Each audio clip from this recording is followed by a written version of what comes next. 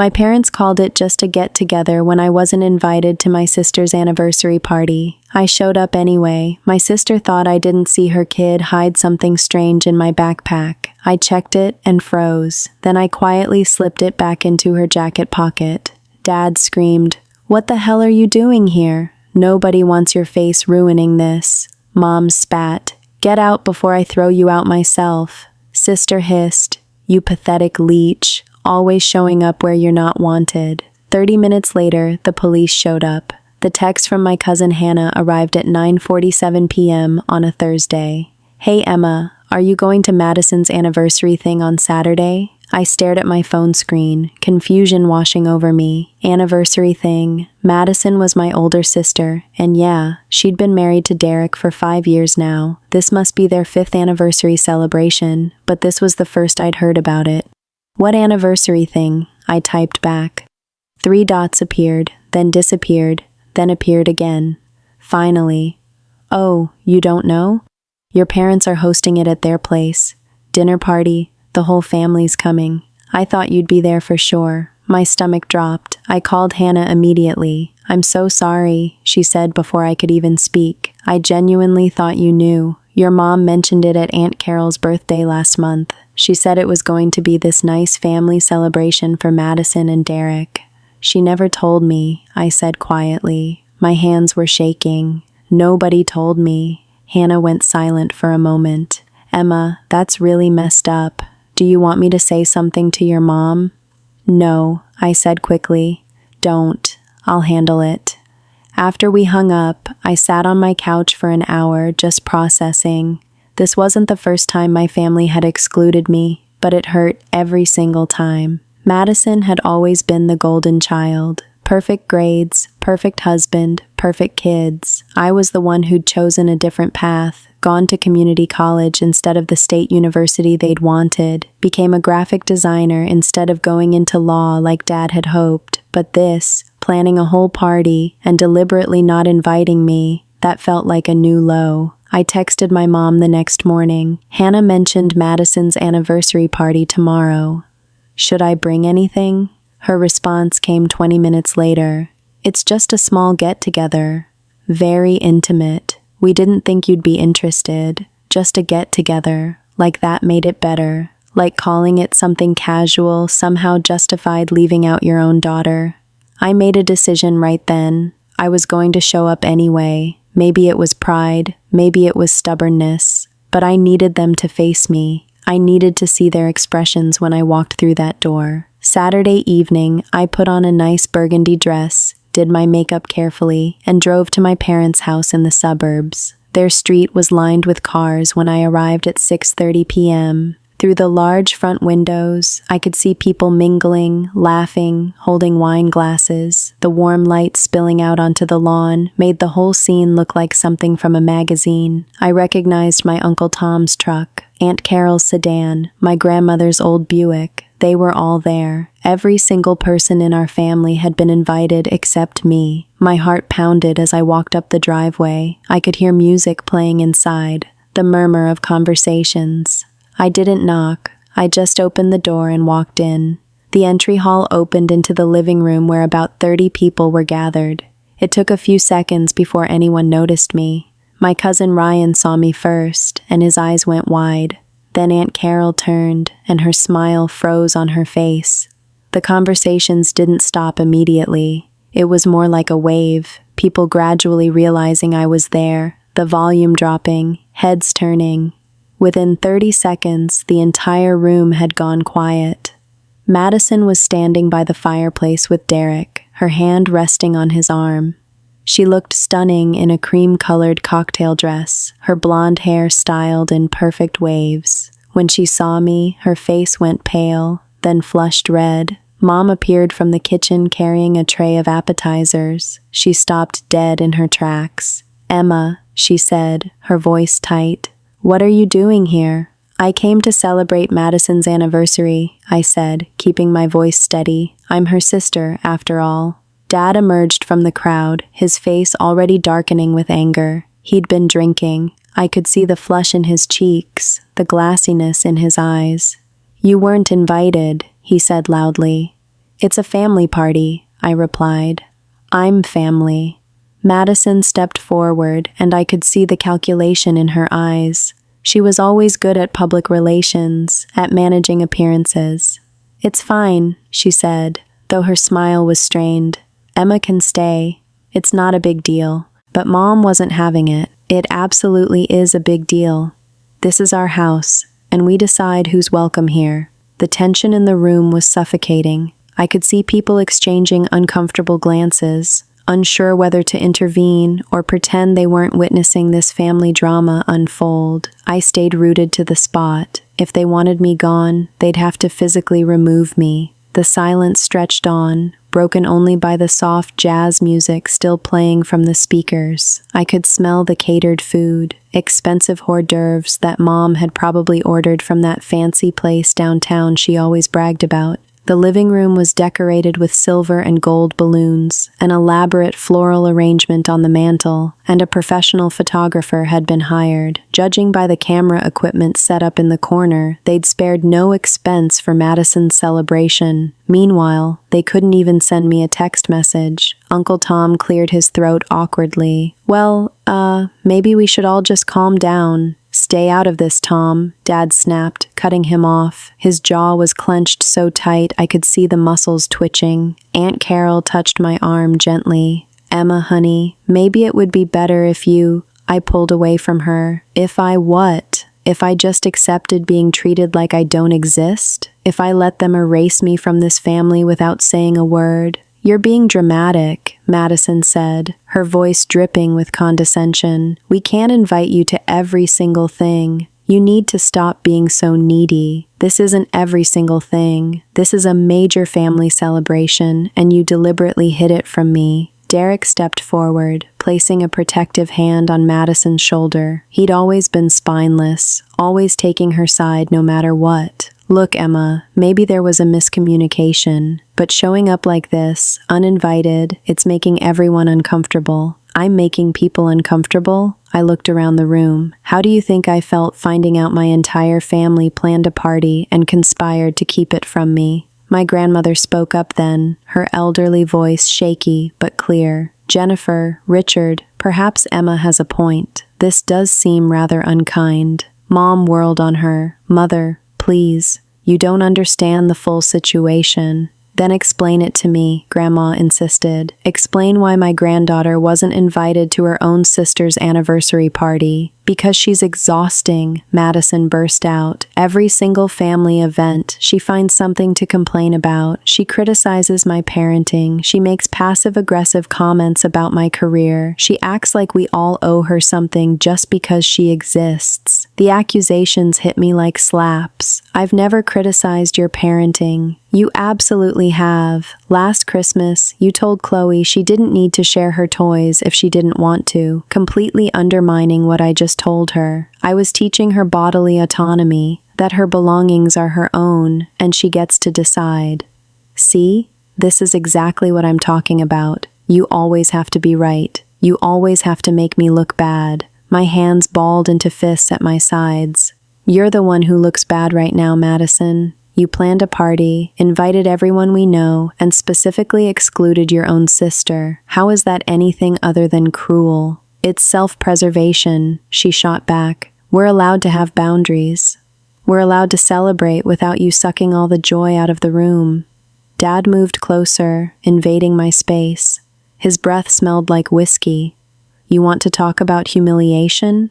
You've been embarrassing this family for years. You dropped out of state. I didn't drop out. I transferred to community college because I couldn't afford.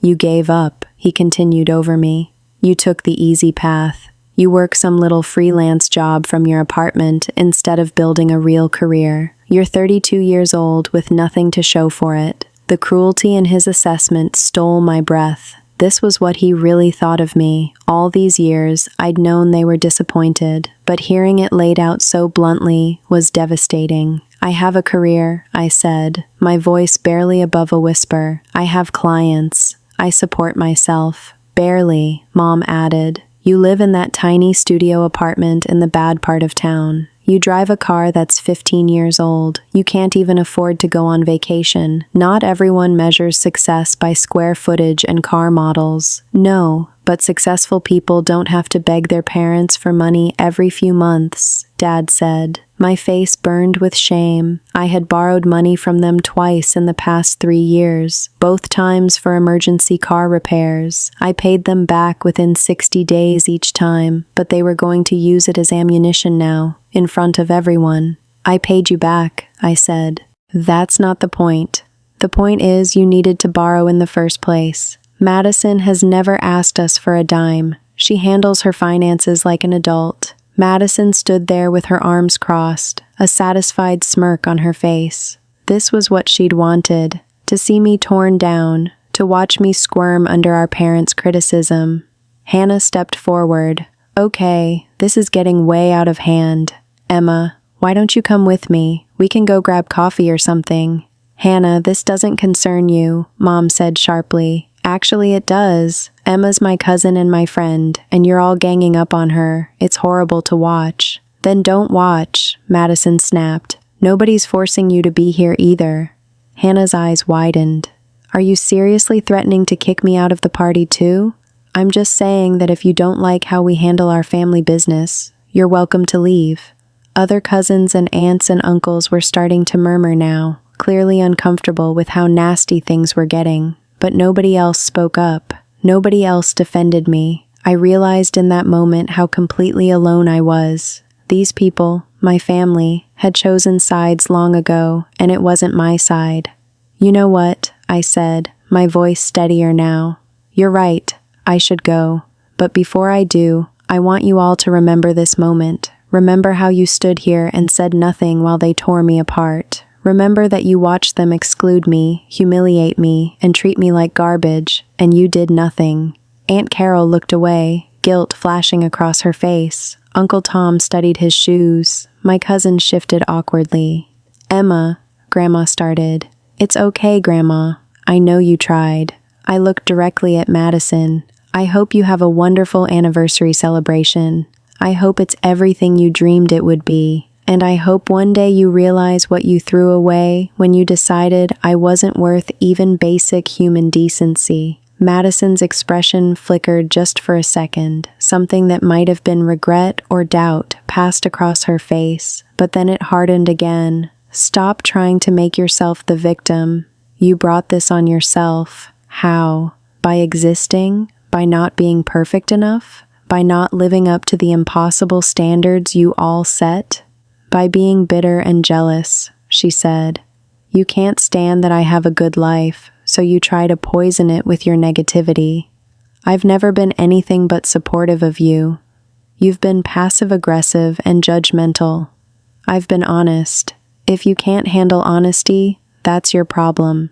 Derek cleared his throat. Emma, I think you should leave now. This is getting too heated. I agree, Dad said. You've disrupted our evening enough.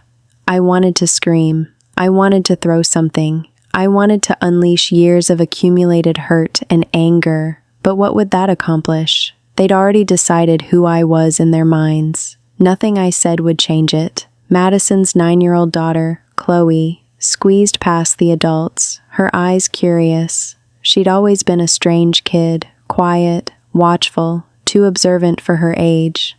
Hi, Aunt Emma, she said softly. Hey, sweetheart, I managed, trying to smile at her despite the situation.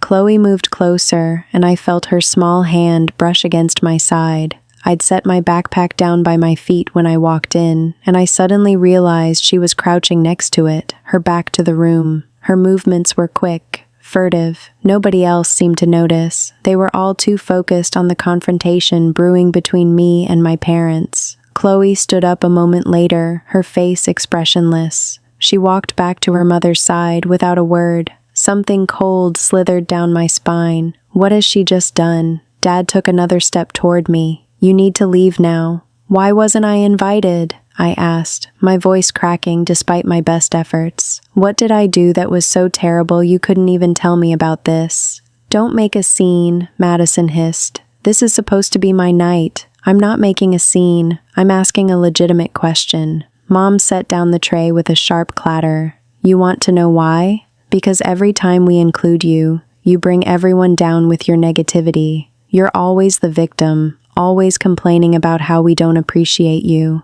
We're tired of it, Emma. We wanted one night without your drama. The words hit like physical blows. Around us, people were studying their shoes, their drinks, anything to avoid looking at me. I've never asked for anything from you, I said quietly. I just wanted to be treated like I matter. You matter when you earn it, Dad shot back. Madison has built a life. She's accomplished. She has a family, a career. What do you have? You're barely scraping by with that little design job of yours, living in that tiny apartment.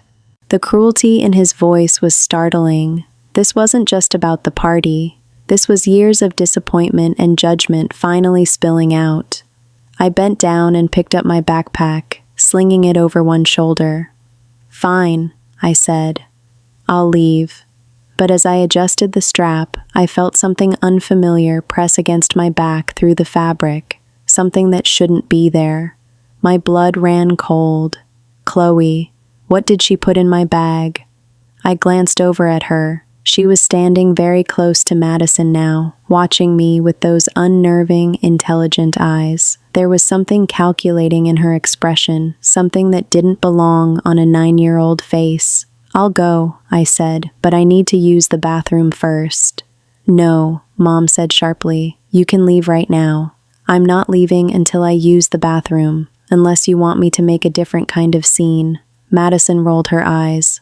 Oh my God, just let her use it so she'll leave. I walked quickly down the hallway to the guest bathroom, locked the door, and immediately pulled off my backpack. My hands trembled as I unzipped it. There, nestled among my wallet and keys, was a small plastic bag. Inside the bag were at least 24 pills, white, round, with markings I didn't recognize, but could guess at. Prescription medication maybe, or something worse. My mind raced. Why would Chloe put this in my bag? She was 9 years old. Where would she even get something like this? Then it hit me like a freight train. This was a setup. Madison had put her daughter up to this. Maybe they'd planned to call the police, report that I brought drugs to a family party. Maybe they'd intended to search my bag publicly, humiliate me in front of everyone. The sheer maliciousness of it took my breath away. To use a child for something like this, to plan something so cruel. My first instinct was to flush the pills, get rid of the evidence, and confront them. But then a different thought occurred to me. What if I turned this around? I pulled out my phone and took several clear photos of the pills in the bag, still inside my backpack.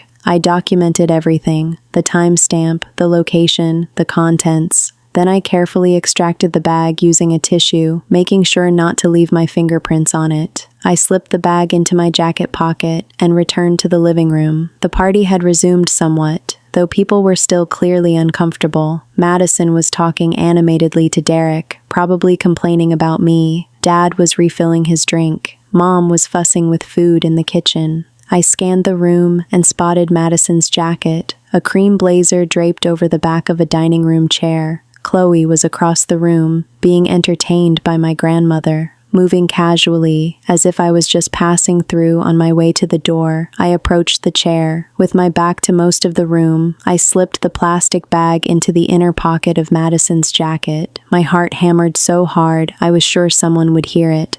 Then I turned and walked toward the front door. Dad intercepted me before I could reach it. "What the hell are you doing here?" he shouted, his face purple with rage. The alcohol had fully kicked in now. "Nobody wants your face ruining this." His words were loud enough that everyone heard. The room fell silent again. Mom rushed over from the kitchen. "Get out before I throw you out myself," she spat, her expression twisted with anger. Madison abandoned her conversation and stormed over, pointing at me. "You pathetic leech," she hissed, "always showing up where you're not wanted." I looked at each of them in turn. My father, red-faced and furious. My mother, contemptuous and cold. My sister, beautiful and venomous. "I'm leaving," I said calmly. "I'm sorry I ruined your special night, Madison. I really hope everything works out exactly as you planned. There was something in my tone, some edge they couldn't quite identify. Madison's eyes narrowed, but I was already walking out the door. I sat in my car down the street, my whole body shaking with adrenaline. Part of me felt guilty for what I'd just done, but a larger part, the part that had been hurt, excluded, and belittled for years, felt something else entirely. I waited 20 minutes, then made the call. "Hello. I'd like to report suspicious activity," I said to the non-emergency police line. I was just at a party at 847 Maple Grove Drive, and I saw what appeared to be illegal drugs. I'm not certain, but I think someone might be dealing or using. There are children present, and I'm concerned for their safety. I gave them a few more details, nothing too specific, nothing that pointed directly at anyone, just enough to warrant a visit. Then I drove home, poured myself a very large glass of wine, and waited. The call came from Hannah 45 minutes later. "Emma, what the hell happened?" she practically shouted. "The police just showed up at your parents' house. They asked everyone for permission to search coats and bags, and most people agreed because they figured they had nothing to hide. Madison is losing her mind." "Really?" I said, keeping my voice neutral. "Why would they do that?" "Someone called in a tip about drugs. They brought a drug dog and everything. Emma, they found pills in Madison's jacket. They arrested her." I closed my eyes, a mixture of relief and vindication washing over me. "That's terrible. It gets worse. They were prescription painkillers, OxyContin, a lot of them. Madison claims they're not hers, that she's never seen them before, but the police aren't buying it. Derek is freaking out. Your parents are trying to explain that there must be some mistake, but the officers are taking it very seriously because there were children at the party." "That's awful," I murmured. "Emma," Hannah said slowly, "did you have anything to do with this? Why would you think that? Because you showed up uninvited, stayed for like 20 minutes, and then suddenly the cops arrive and find drugs in Madison's jacket. That's one hell of a coincidence." "Sometimes things just work out that way," I said carefully. Hannah was quiet for a long moment. "If you did something, I don't want to know," she said finally. "But between you and me, after the way they treated you tonight, part of me thinks Madison had this coming." After we hung up, I sat in the darkness of my apartment, processing everything. The guilt was there, gnawing at my conscience, but so was the satisfaction of finally fighting back.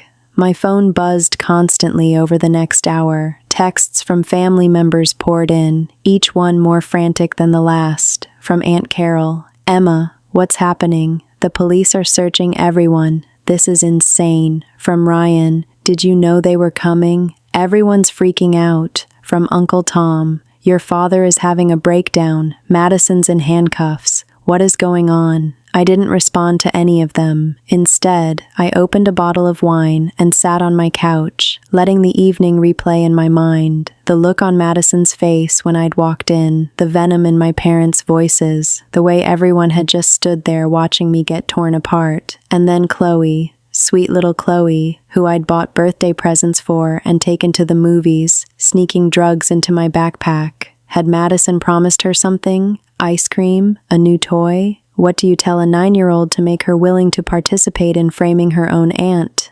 The phone rang. My mother. I let it go to voicemail. It rang again 2 minutes later. My father. Voicemail. Then Madison's number flashed on the screen. That was when I almost answered, just to hear what she'd say, but I stopped myself. Let them stew. Let them panic. Around midnight, Hannah called again. "They released her," she said immediately. "Madison, she's out, but she has to appear in court on Monday. Emma, she's claiming someone planted those pills. She's saying it was a setup." "Interesting theory," I said carefully. "The police aren't buying it. They're saying the pills were in her jacket pocket, and nobody had access to her jacket except her. Plus, there's the whole thing with Chloe." "What about Chloe?" Apparently, one of the officers noticed she was acting really anxious and guilty-looking. They separated her from Madison and asked her some basic questions. She completely fell apart, started crying, saying her mom had told her to put something in someone's bag, but she couldn't remember whose bag. The officer asked if it was a blue backpack, and Chloe nodded. My heart skipped. She told them about the pills? Not exactly. She just confirmed that her mom had given her something to hide in a bag, but that's enough for them to build a case. They're saying Madison used her daughter to plant drugs on someone. Probably you, since you're the only one who had a backpack and you just arrived. The theory is that the pills somehow ended up back in Madison's jacket. Maybe you found them and returned them, or maybe Chloe got confused about which pocket to use. The explanation was surprisingly close to the truth. I stayed silent, processing. Emma, Hannah said softly, if Madison really did try to plant drugs on you, that's beyond messed up. That's criminal. You could have been arrested. I know. Did you find the pills? Is that what happened? I took a long sip of wine. Hannah, I can't talk about this. Not right now. But you're okay? You're safe? I'm fine. Better than fine, actually. She paused. Good. Because honestly, after what I saw tonight, after how they treated you, I don't care if Madison gets in trouble. She deserves it.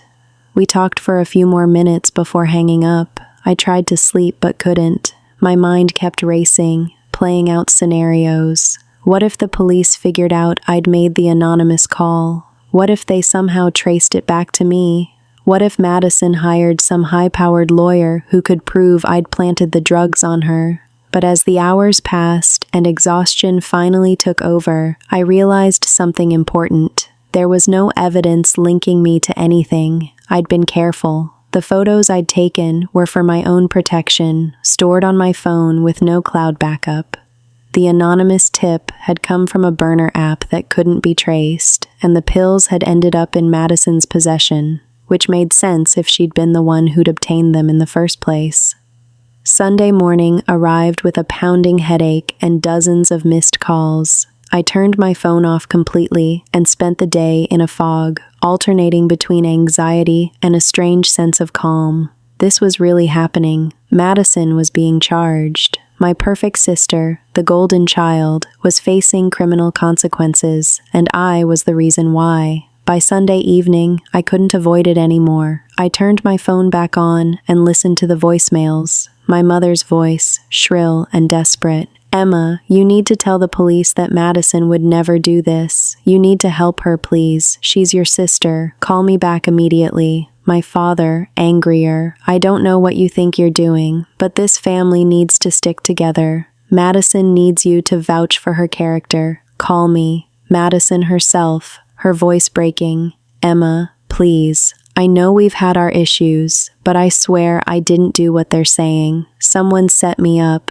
You have to believe me. Derek is talking about divorce. They might take my kids away. Please, please help me. The desperation in her voice almost cracked my resolve. Almost. Then I remembered the calculation in Chloe's eyes, the practiced casualness as she'd slipped something into my backpack, the way Madison had stood there with that smirk as our parents tore into me. She'd made her choice. Now she could live with the consequences. Monday came, and according to Hannah's updates, Madison appeared in court. The charges were formally filed: possession of a controlled substance with intent to distribute, child endangerment, and conspiracy to file a false police report. Bail was set at $50,000, which Derek paid, though apparently they'd had a massive fight about it. The media picked up the story by Tuesday. Prominent attorney charged with drug possession and child endangerment. Madison's carefully cultivated image was crumbling in real time. My parents hired a crisis management team. They released a statement about Madison's innocence and dedication to her family. They painted her as a victim of a cruel frame job, but the evidence was damning. The pills had been found on her person. Her daughter had implicated her, and the prosecution was building a case that Madison had obtained the pills illegally and had intended to plant them on a family member to frame them. I stayed silent through all of it. I didn't give statements. I didn't answer calls. I simply existed in my own world, watching the chaos unfold from a distance. Wednesday afternoon, I got a visitor at my apartment. I opened the door to find Derek standing there, looking haggard. His usually perfect hair was disheveled, his shirt wrinkled. He clearly hadn't slept. "Emma," he said, "can we talk?" I considered closing the door in his face, but curiosity won out. 5 minutes. He stepped inside, looking around my small studio apartment with barely concealed disdain. Madison had clearly told him about my living situation. "I'm not here to judge you," he said, reading my expression. "I'm here because I need to understand what happened Saturday night." "I don't know what you mean." "Yes, you do. Madison told me about the history between you two, about how you've always been jealous of her success, about how you cause problems at family events. That's her version, maybe. But I also know my wife, and I know she's capable of—" He trailed off, struggling with the words. "She's capable of being cruel when she feels threatened." That surprised me. I'd always assumed Derek was completely under Madison's thumb. "Did she try to plant drugs on you?" he asked directly. I met his gaze steadily. "Why would you ask that?" "Because that's what the police think happened. They told me their theory, that Madison had those pills, told Chloe to put them in your bag, and somehow they ended up back in her jacket. They think you found them and returned them to her. It's the only explanation that makes sense. What do you think?" "I think she did. I think she got those pills somehow. Maybe from a client, maybe from somewhere else. And she planned to frame you. I think Chloe put them in your bag, and somehow they ended up back in Madison's jacket. And if that's true, then my wife is a monster, and I've been blind to it for 5 years." His voice cracked. "I have 2 kids, Emma. 2 kids who were at that party, who could have been exposed to this. Chloe is in therapy now, because she's realized her mother used her to do something terrible. Logan keeps asking why mommy's crying all the time. This is destroying my family. I'm sorry," I said, and I meant it. Derek and the kids were collateral damage. I hadn't wanted to hurt them. "Are you?" "Because you could end this. You could tell the police that Madison's innocent, that someone else must have planted the drugs. You could save her. Why would I do that?" "Because she's your sister. Because family is supposed to protect each other." I laughed, a hollow sound. "Family is supposed to invite each other to anniversary parties. Family is supposed to defend each other when they're being attacked. Family isn't supposed to use their 9-year-old daughter to frame you for drug possession." Derek flinched. "So, you admit it. She did try to frame you." "I'm not admitting anything. I'm just stating facts about what family means." He ran a hand through his hair, frustration evident. "Emma, please. I'm begging you. If not for Madison, then for Chloe and Logan. They need their mother. They need a mother who wouldn't use them as pawns in her sick games. She made a mistake. People make mistakes. This wasn't a mistake, Derek. This was calculated and deliberate. She obtained illegal drugs. She instructed her daughter to plant them on me, and she did it all because she couldn't stand my existence. That's not a mistake. That's malicious." He stared at me for a long moment. "You're right," he said finally. "You're absolutely right. I don't know why I came here. I guess I was hoping." He shook his head. "I should go." As he turned to leave, I spoke up. "Derek, for what it's worth, I hope you and the kids will be okay. You deserve better than this." He looked back at me, pain evident in his eyes. "So did you." After he left, I sat on my couch feeling hollow. This was what I'd wanted. Madison facing consequences, my family realizing what they'd done, but watching it play out, seeing the collateral damage, made it all feel more complicated than I'd anticipated. Over the next few days, the full story emerged through family gossip and frantic phone calls that I mostly ignored. Madison was charged with possession of a controlled substance. The amount was substantial enough that they were considering intent to distribute. She hired an expensive lawyer and maintained her innocence, but her explanations were falling flat. Why would someone plant drugs in her jacket at her own party? The theory didn't make sense to the prosecutors. Derek was standing by her, but I heard through the grapevine that he was privately furious and suspicious. Their marriage was strained. The case also triggered an investigation by Child Protective Services. Chloe and her younger brother Logan were questioned. During her interview, Chloe apparently became very upset and, in her emotional state, admitted that her mother had given her the pills and told her to hide them in Aunt Emma's bag. That changed everything. Madison tried to claim that Chloe was confused, that she'd misunderstood, but the investigators didn't buy it. A 9-year-old doesn't make up a specific story like that. The detail was too precise, too damning. CPS mandated supervised visits while the criminal case proceeded. Additional charges were filed: child endangerment, conspiracy to file a false police report, and possession with intent to distribute. The legal situation spiraled from bad to catastrophic. My parents, desperate to protect their golden child, hired investigators to try to prove that someone had framed Madison. They spent thousands of dollars on lawyers and private detectives, but there was no evidence of a frame job. The only evidence pointed to Madison using her daughter to plant drugs on me. When the theory emerged that I had been the original target, my parents had to face an uncomfortable truth. Madison had attempted to frame me for drug possession in front of the entire family.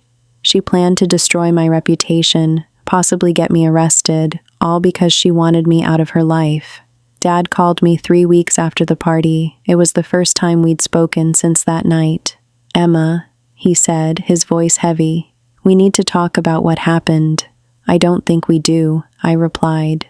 "Madison is in serious trouble. These charges could ruin her life, her career, her marriage, her kids. Everything is at risk. That's unfortunate. Don't you care? She's your sister." I laughed, a bitter sound. "She tried to frame me for drug possession, Dad. She used her own child to plant evidence on me. What kind of person does that? She says she didn't do it. She says someone is framing her, and you believe her?" Silence. "Emma, please. Whatever happened that night, whatever led to this, we can fix it as a family, but we need you to help us if you know anything." "I don't know anything," I said flatly. I showed up to a party I wasn't invited to, got screamed at and humiliated, and left. That's all. The police are saying someone called in a tip. Do you know who? "No idea. Maybe it was one of your other guests. Maybe someone saw something suspicious. 30 people were there, Dad. It could have been anyone." He sighed. "Your mother wants to talk to you." "I don't want to talk to her." "Emma, please." "She's devastated. Madison might go to prison. Then maybe she shouldn't have tried to send me there first." I hung up before he could respond. The calls continued for weeks. My parents, my aunt and uncle, even my grandmother tried to reach me. Everyone wanted me to somehow help Madison, to provide an alibi or testimony that would exonerate her, as if I had any power to change the facts. I refused to engage. I changed my number and blocked most of my family on social media. I told Hannah that if anyone asked, I didn't want to be involved. But isolation wasn't easy. I'd been excluded from that party, but now I was choosing to exclude myself from everything else. Family weddings, holiday gatherings, Sunday dinners. I was cutting myself off from everyone, even the people who had been kind to me. 2 months after the party, I ran into Grandma at the grocery store. She looked smaller somehow, frailer. Her eyes lit up when she saw me. "Emma, sweetheart," she said, reaching for my hand. "I've been trying to reach you." "I know. I'm sorry, Grandma. I can't deal with everyone right now. I understand. But I want you to know that I don't blame you for any of this. What your parents did, excluding you from that party, it was wrong. And what Madison did?" She shook her head. "I can't even comprehend it." "You believe she did it?" "Of course she did it. Chloe wouldn't lie about something like that. That child has been having nightmares. Did you know? She wakes up crying, saying she's sorry, that she didn't mean to hurt Aunt Emma." My chest tightened. I didn't want Chloe to get hurt. "I know you didn't," Grandma said softly. "But Madison made choices that hurt everyone, including her own daughter." "That's not your fault," Grandma squeezed my hand. "Your parents won't admit it, but they know the truth too. They just can't accept that their perfect daughter is capable of something so vile." "Have they said anything about me, about how they treated me that night?" Grandma's expression turned sad. No, they've convinced themselves that you're the problem, that somehow you manipulated the situation to make Madison look bad. It's easier for them to blame you than to face the truth about their own behavior. So, nothing's changed. Not yet, but it will. Give them time. I didn't have much faith in that, but I appreciated her optimism. We talked for a few more minutes before parting ways. As I watched her walk slowly to her car, I felt a pang of sadness. She was caught in the middle of this mess, loving all of us, but unable to fix what was broken. The legal proceedings dragged on. Madison's lawyer tried every angle, claiming the pills were planted by a malicious party guest, suggesting that the police had mishandled evidence, arguing that Chloe's testimony was unreliable because she was a traumatized child. But the prosecution had a strong case. The pills were identified as OxyContin, a controlled substance. During the investigation, they discovered that Madison's cleaning lady had reported a missing prescription bottle to her pharmacy 2 months earlier, the same time frame when Madison would have had access to the woman's home. When investigators interviewed the cleaning lady again, she confirmed the pills and evidence matched her prescription. The timeline was damning. Madison had stolen her employees' painkillers and planned to use them to frame me. The prosecution also uncovered text messages between Madison and a friend where she complained about me ruining family events and wished I would just disappear. While not explicitly admitting to the plot, the messages established a pattern of hostility and a desire to remove me from the family. Madison's law firm placed her on indefinite administrative leave, which was corporate speak for "you're fired, but we're being polite about it." Her professional reputation was destroyed. She was a trial attorney, and word spread quickly through the legal community. Other lawyers whispered about her in courthouse hallways. Clients requested different representation. Derek filed for divorce in month 4. He asked for primary custody of the kids, citing Madison's criminal charges and poor judgment. She was allowed supervised visitation twice a week while the case was pending. My parents put a second mortgage on their house to pay for Madison's legal defense. They were spending their retirement savings on lawyers and investigators, desperately trying to save their daughter from the consequences of her actions. Through all of this, nobody reached out to apologize to me. Nobody acknowledged that I'd been wronged. The family had split into camps. Those who believed Madison was guilty, a small minority, and those who believed she was being persecuted, the majority, led by my parents. I found myself replaying that moment in the bathroom over and over. The decision to slip the pills back into Madison's jacket instead of flushing them or taking them to the police myself. Had I known it would lead to all this, the divorce, the custody battle, the financial ruin of my parents, yes, on some level, I'd known exactly what would happen, and I'd done it anyway. 8 months after the party, I received an unexpected email. It was from a therapist named Dr. Patricia Walsh, who identified herself as Chloe's counselor. "Dear Emma, I'm reaching out with Chloe's permission. She's been asking about you and wondering if you're angry with her. I want to be clear that I'm not asking you to do anything you're uncomfortable with. However, if you would be willing to send a brief message that I could share with Chloe, assuring her that you don't blame her for what happened, it might help her healing process. She's carrying a tremendous amount of guilt, and she's too young to understand the complexities of adult manipulation and coercion. Again, only if you're comfortable. Best regards, Dr. Walsh." I stared at that email for hours. Part of me wanted to ignore it. Chloe was Madison's daughter, and Madison had tried to destroy me. Why should I help ease her guilt? But Chloe was also a 9-year-old child who'd been used by her mother. She hadn't understood what she was doing. She probably thought it was a game or a harmless prank. I wrote back, "Dear Dr. Walsh, please tell Chloe that I'm not angry with her at all. She didn't do anything wrong. Sometimes grown-ups make bad choices and kids get caught in the middle, and that's what happened. I hope she knows that I care about her and that none of this is her fault. Tell her I'm proud of her for being brave enough to tell the truth. Sincerely, Emma." Dr. Walsh responded the next day, thanking me and saying that Chloe had cried with relief when she'd read my message that night. I cried too. For Chloe, for the innocence she'd lost. For Logan, who was too young to understand why his world was falling apart. For Derek, who had married a woman he thought he knew. Even for Madison, in a strange way, for whatever had broken inside her to make her capable of such cruelty. But mostly, I cried for myself, for the years of rejection and criticism, for the family I'd never really had, for the loneliness that came with cutting ties with almost everyone I'd known. Month 10 brought the plea deal. Madison's lawyer had convinced her that going to trial was too risky. The evidence was too strong. The jury would hate her for using her child, and she'd likely face prison time if convicted. So, she pled guilty to possession with intent to distribute and child endangerment. The conspiracy charge was dropped as part of the agreement. In exchange, she received 3 years probation, mandatory counseling, 500 hours of community service, and a requirement for continued supervised visitation with her children pending a family court review. No prison time, but a criminal record that would follow her forever. The judge's statement at the sentencing was scathing. Ms. Hudson, you violated not only the law, but the sacred trust between parent and child. You used your 9-year-old daughter as an instrument of revenge against your own sister. Your actions demonstrate a profound lack of judgment and basic human decency. You should be deeply ashamed.